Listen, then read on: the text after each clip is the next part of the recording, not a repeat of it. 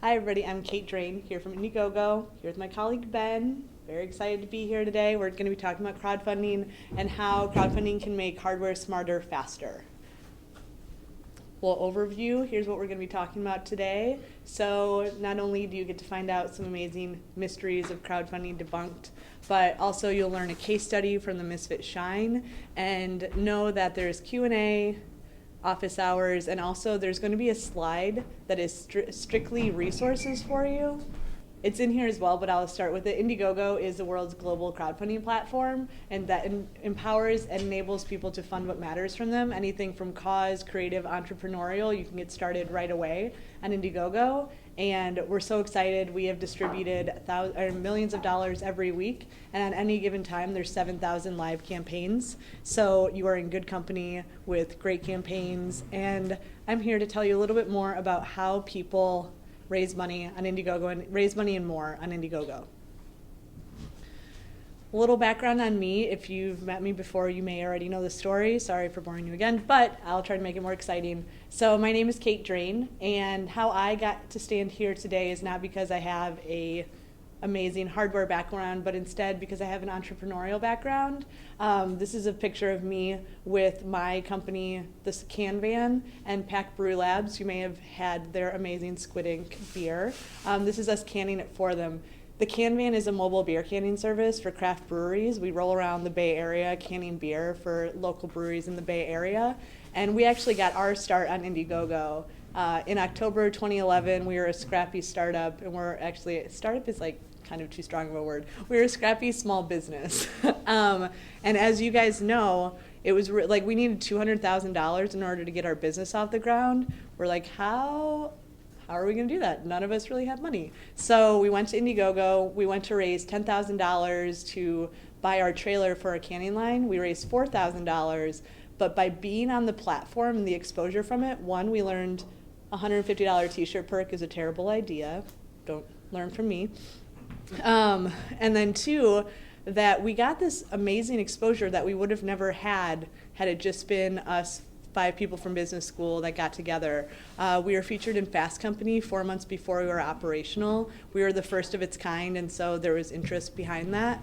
Also, our largest equity investor found us. She only invests in boozy enterprises owned by women, and we fit that unique niche. I mean, who would have thought that there was, we joined the amazing ranks with her of what else is she invested in? A vodka company, a bar, and us. So we were really lucky, and not only does she only invest in boozy enterprises owned by women, but her dad is the premier can seaming expert in the world. So she's like, oh, as soon as your first can is off the line, send it to me. I'll have my dad check it out for you before you waste your time taking it back from Colorado. We're like, how the world did we get so lucky that this woman found us? And I credit it to Indiegogo and the engineered serendipity that happens as a result of putting your story out there. So fast forward, I was looking for a job to bring me back to Chicago, where I'm from, in spring 2012. Met with Erica, who works at Indiegogo, and I was like, hey, you're from Chicago. I want to move to Chicago. Who can you connect me with? She's like, actually, you sound perfect for a job at Indiegogo here in San Francisco. I said, neat, I have my one-way plane ticket booked and my moving company, but what's the harm in interviewing? And I kind of fell in love, so I'm here. So now I get to help amazing people make amazing things happen in the world. So, hooray. And going back to that story, our Indiegogo founders, this is Eric, Danae, and Slava. They're amazing, and they set out with the vision I think it started all of them have their own stories of how they felt that the system was broken. And so in January 2008, they set out and launched Indiegogo. All of them were like, there are too many gatekeepers to raising money. There has to be a better way. It can't just be sending out an email with a PayPal link in it. There has to be a way to systematize this. And so that's how Indiegogo was born. And so they set out with anybody who has a great idea and that connects with an audience that cares. Those should be the things that are the gatekeepers. Those should be the things that limit you from getting your business off the ground, your creative endeavor off the ground, your cause off the ground. Not because have access to a VC, not because you have a rich uncle, not because there is a woman who only invests in boozy enterprises that somehow finds you. Those shouldn't be your limiting factors. It should be you have a great idea, audience that cares. Boom. That should be what helps you to propel to the next level. So Indiegogo was born in 2008. It's a merit-based platform, meaning it promotes based on the activity of your campaign and on the activity from your side, the campaigner side, and from the contributor side. And so you know that if you create a great campaign, you find an audience that cares, that's how you get promoted through Indiegogo. So again, Indiegogo was created to fund what matters to you, and it's for me, it's incredible. Like, I keep telling this story, and I don't know if I should. I need to ask our comms department.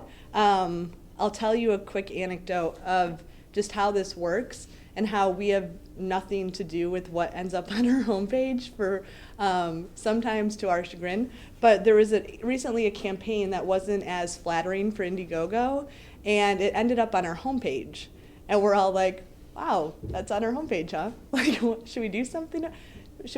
And we decided to let it play because at the end of the day, we have our go-go factor, and that's one of our principles, which is that we lead with integrity, is saying that how you end up on our homepage is if you have a great idea and you find an audience that cares. This campaign obviously found an audience that cares, and so the campaign played, and it was on our homepage for 3 days, and we just sat and waited for it to go through the go-go factor, and I feel better now knowing that that's where I work, that it's a place with integrity and that leads by its values.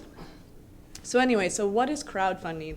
I want to really clarify, because many people are just like, oh, I'm going to put up a campaign and people are just going to give it money, or I'm going to put up, I have this great idea, I'm going to ask everybody for money to make it work.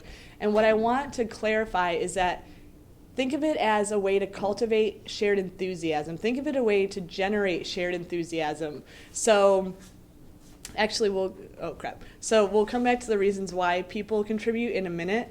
But at the end of the day, just think about how you can get people to, why I feel like this is so popular is because it gives people a voice, and it has people feel like they're contributing to something bigger than itself. So that's why it's not necessarily pre-tail when you're putting out there a product that you want to bring into the market. It's more cultivating shared enthusiasm about an innovative new technology, an innovative new idea.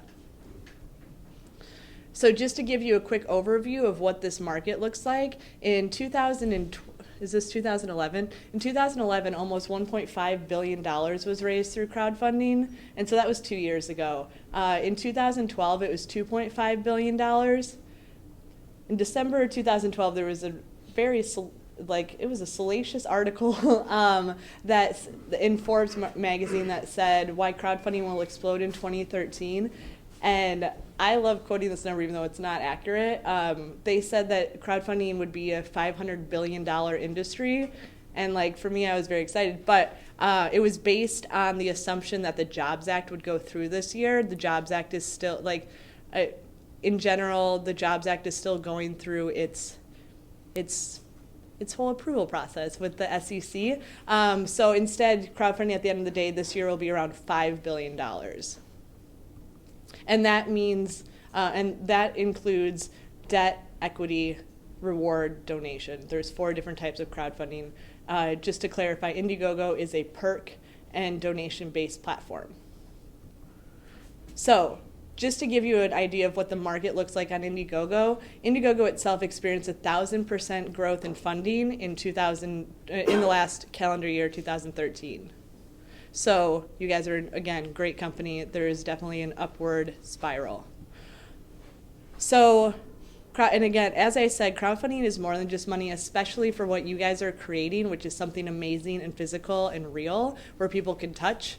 And so when you create these campaigns, I would encourage you to think of it as a way to connect with your audience. So through the back channel, you can see the referral data, so you can see who's most engaged with your campaign. You can also gain visibility, like I mentioned, we got featured in Fast Company. You can expand your reach. The Scanadu Scout campaign, if you guys have seen it, has anybody seen it? Is anybody a Star Trek fan? No. Yeah, good, Jack. I love it. I love your fearlessness. So it was this amazing, I mean, you guys already referenced it, but it's amazing medical tricorder. It actually received contributions from 110 countries. And so for us, like there have been contributions made from 190 countries, but for this one campaign to have 110 of them, like, good job, Scanadu. And then proving demand and mitigating risk. I'll talk about that a little bit more later, but there was a campaign recently, it was called the One Face Watch, and so this was actually about a year ago, and they created not only a campaign that was a great product, but it had a social cause as well. But what was genius about it, and I love it, is because, so they had different colors that they offered, so they'd be like, I'm gonna mess this up, but like pink for breast cancer research, blue for water, and what they were able to do through that campaign is make educated guesses about the ratios of what they would have to create later. And so you guys know hardware is freaking hard and you have to make assumptions. And so this is a way to make smart assumptions. So for example, if you're offering watches of different colors, okay, that's just one example. When you send that to your manufacturer, you can be like, okay, we see what the ratios are. Like black, definitely our most popular color. White, second most popular.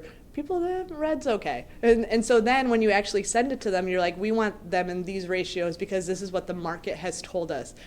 By voting with their dollar, say that this is what they want to see in the marketplace. And also raising money. So when you start a campaign, when I talk with campaigns at the beginning, I typically ask them, what is your primary objective? And so again, like if you look at what are the reasons to go on a crowdfunding platform, there's lots of them, but primarily it usually comes down to two things. First, are you looking to raise money? Or second, are you looking for visibility? And typically every campaign has one of those two, and like probably both. I mean, ideally, who wouldn't love both, right? But one of them is your driver. And so when you approach a campaign, it's a different approach for those two objectives. So for a campaign like Phone Halo, which came out with button tracker, phone tracker, or button tracker, wallet tracker, and recently glasses tracker, what they set out to do was to raise money. And so what they did was create an amazing email campaign. And so they understood that that was where the highest conversion rate is on Indiegogo is through email. Email first, Facebook second, Twitter third. I mean, obviously face-to-face interaction is one because who could say no to your charming face? But from the more email or from the technological ways, these are those three breakdowns. And so they put together an effective email campaign. Afterwards, Ben and I can tell you what that looks like. We can send you some resources. We'll share them so you can have them.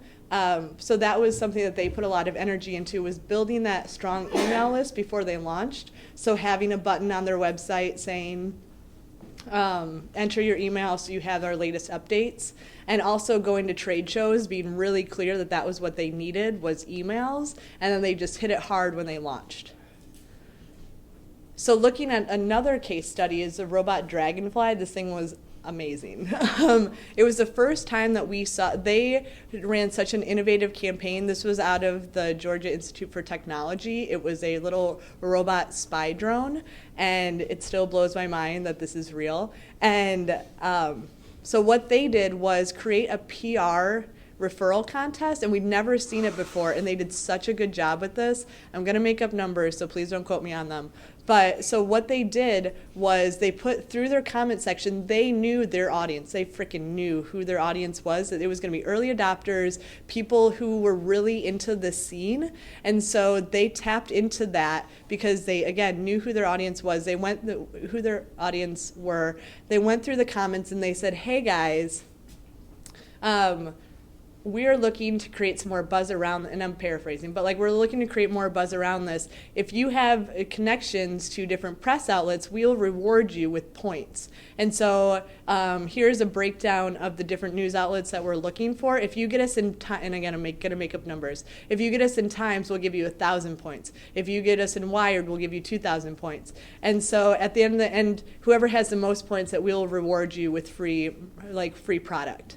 And so this was how they got to raising over $1 million, because they got this amazing buzz, because again, they knew their audience and they knew how to activate them. And so I am still in awe of the way that they ran this campaign. We can also, Ben did an amazing job putting up a best practices doc. We can send that to you as well if you're interested. So going back to why people contribute, like I said, this isn't necessarily pre-tail, this is crowdfunding. So people contribute to a crowdfunding campaign for one of 3 reasons, and it's important that you understand this, because oftentimes people miss one of these. Like perks probably people don't miss, because they're like, my perk is awesome, it's my product. But the one that typically that they miss is the people or the passion. So from a passion perspective, like we'll go back to the can van. People wanted to say, well, $4,000 worth of people wanted to say that they made the first mobile beer canning service happen, and that we helped them to feel that they were part of something bigger than just, oh, hey, we have, help us make this, give us money so we can start a business. We're like, hey, you are enabling an amazing new service to go out into the marketplace that can inspire other people, that can help enable other small businesses, and you have the opportunity right now to get involved.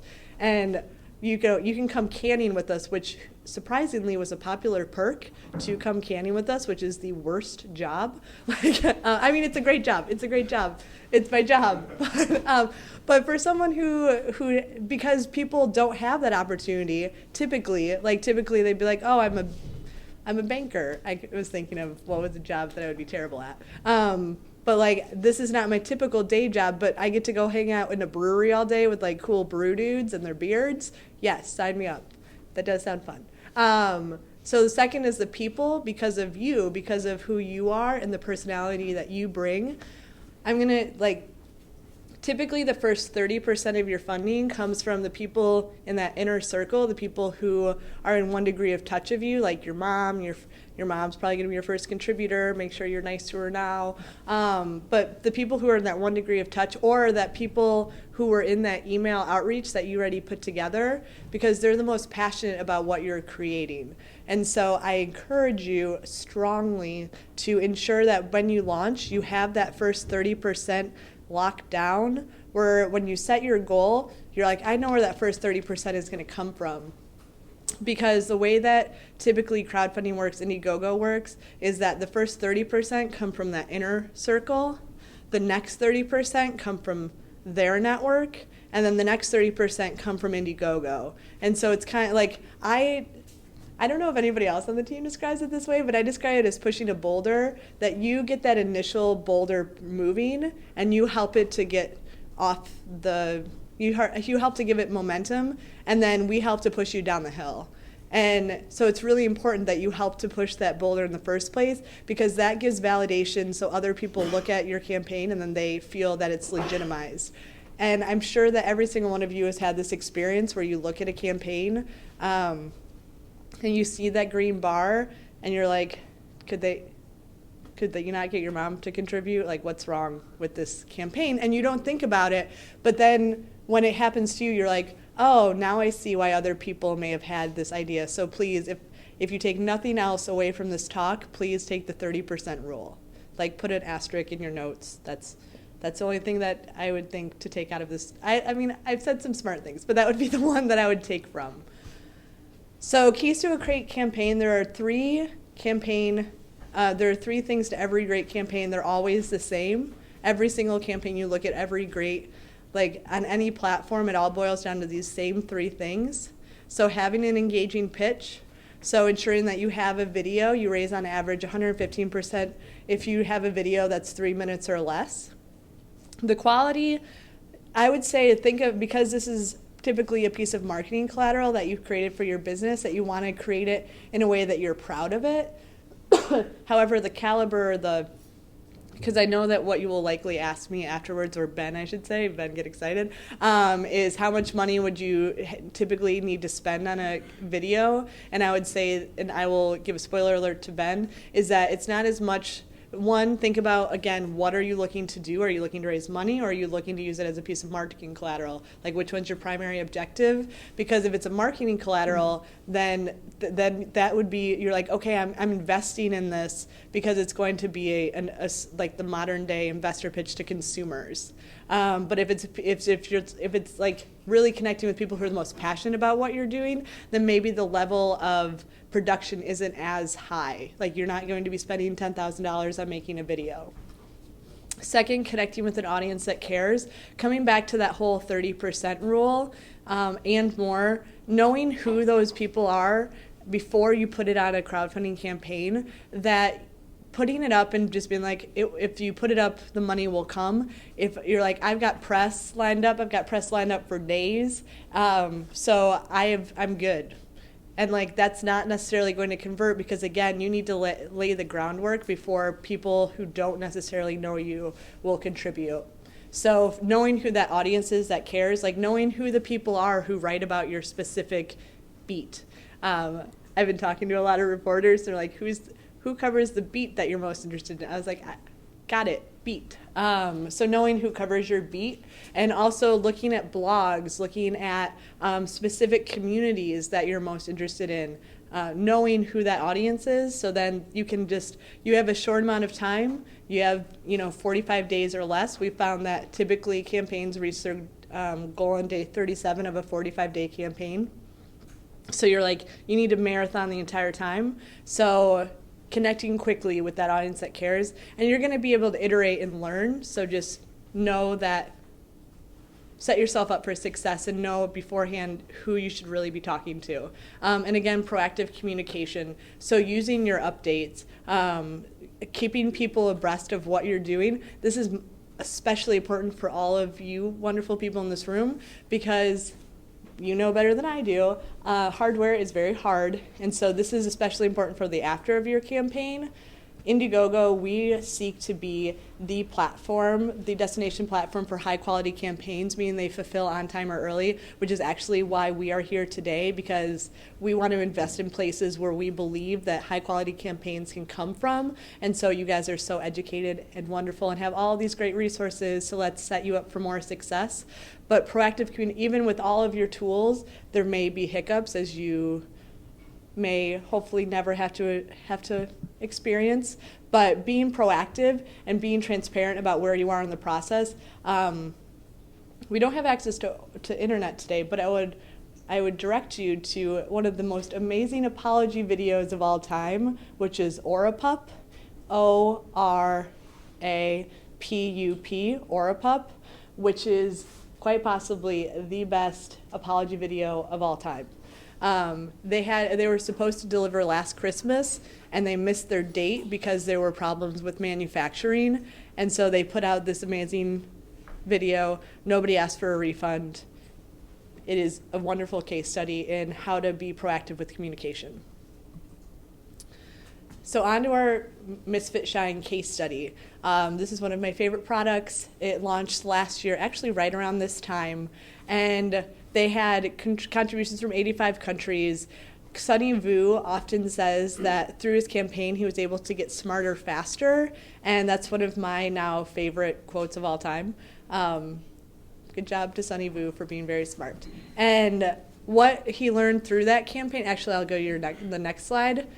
So what he learned through that campaign, not only did he see that there was a market, like you saw, they raised almost $900,000, but what they found was that by putting out this campaign, they were able to get market validation. They were able to see that people, one, were interested from a peer level, but also, so it was an all-metal activity tracker. This is a picture of it that, I wish I had it, but I loaned it to my co-founder, Danae. But it's an all-metal activity tracker, and through their campaign, people started asking for it in a different color. And Sonny's like, really? I mean, this is beautiful. Have you seen? It's all metal. It's beautiful. You want a different? Okay, black. And so they're selling it at $79, and they're like, it's going to be so effing expensive to make this black. We're going to charge you for it. So we're going to charge the extra $50, which is almost double the price. And they put up a limited offer of them of 200, and they sold out almost like in like 2 days. And so then Sonny's like, oh, well, maybe this is priced in a way that we can improve this pricing. And so now it's in Best Buy and it's in Target, it's in Apple Store for $120. So that's one way of getting smarter faster. 2, so they were just offering the device. They're like, this is beautiful, this is what people want, we have made an amazing device. And people are like, what about accessories? And so they're like, really? It's a beautiful device. So they made a necklace, they made a leather bracelet. And so through their campaign, they were able to identify additional revenue stream because they saw that people actually wanted accessories for this device as well. And so those are 2 examples of them being able to get smarter faster through their campaign. So I'm going to, this is for me, again, back to we want to be the destination for high quality campaigns, meaning they fulfill on time or early. This is my most important slide. So as you're setting out, again, everybody has the best intentions that you want to go out and you want to make an amazing product and it's going to be an amazing experience. And know that everything that you say that you are going to do, that at the end of the day you are a business and you will be held accountable for what you say you're going to do. I will share my own story so the Can Van, one of our perks that we offered was to get your name on the back of our trailer. And so my mom, like any good mom, was our first contributor, and she took someone get the door? And so she reserved the name on the back of the trailer perk. And so 6 months later, she wrote me an email, and she was like, hey, Katie Poo, just wondering, where's my name on the back of the trailer? And I was like, frick. Hey, co-founders, where's my mom's name? And so they write back, they're like, yeah, we'll get to it. I was like, okay. So I go back to whatever I was doing. And then a month later, my mom writes back again, and she's like, hey, Katie Poo, still wondering, haven't seen that picture yet, where is it? I was like, crap. So I write back to my co-founders, and I said, hey guys, where's my mom's name? If you don't respond, I'm going to forward this to your moms. And so so then my mom, this picture should be a picture of my mom's name on the back of the trailer. But so at the end of the day, for me, I'm at a completely different level of what you guys are setting out to do. It's amazing. But I really saw firsthand of, I need to do well by my mom because she's going to be the person who contributes first. So I encourage you, when you're setting out to make what you are making and you're setting out your campaigns, remember that your mom is your first contributor and you don't want to get emails from her of her disappointed in you. At least I didn't. So I'm going to give you some resources. Don't worry, my last slide is all of our resources, so you can just take a picture of it. But we put together a hardware handbook along with the work. Adam Ellsworth was our mentor in residence. You may know him. He's from Prototank. He's incredible. And he put together this hardware handbook for us. You guys are at a level far past it, but in case it's helpful for you. And if you have any feedback on it, let us know. We're always looking to make it better. In addition, we have a campaigner field guide, which is seeking to educate and empower you to create a great campaign. It will walk you step by step through the process. So here are some of our favorite campaigns, and we hope that next time I'm here that I can put your baseball card on this slide.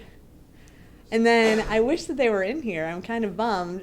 Say hey to our latest campaigners. Has anybody seen the Birdie campaign that launched this morning? Nice. Anybody I contributed. Yes, nice. Okay, that was a little peer pressure. So thank you so much. Again, if you have any questions, Ben is going to answer questions right now. And here is our contact information. Here's all of our resources. So feel free to take a picture. If at any time you need anything, email me, email Ben. We're here to help. We're here in San Francisco also. I know a few of you have been to our offices. They're at 5th and Mission. Always welcome. Just let us know when you'd like to come by. So thanks.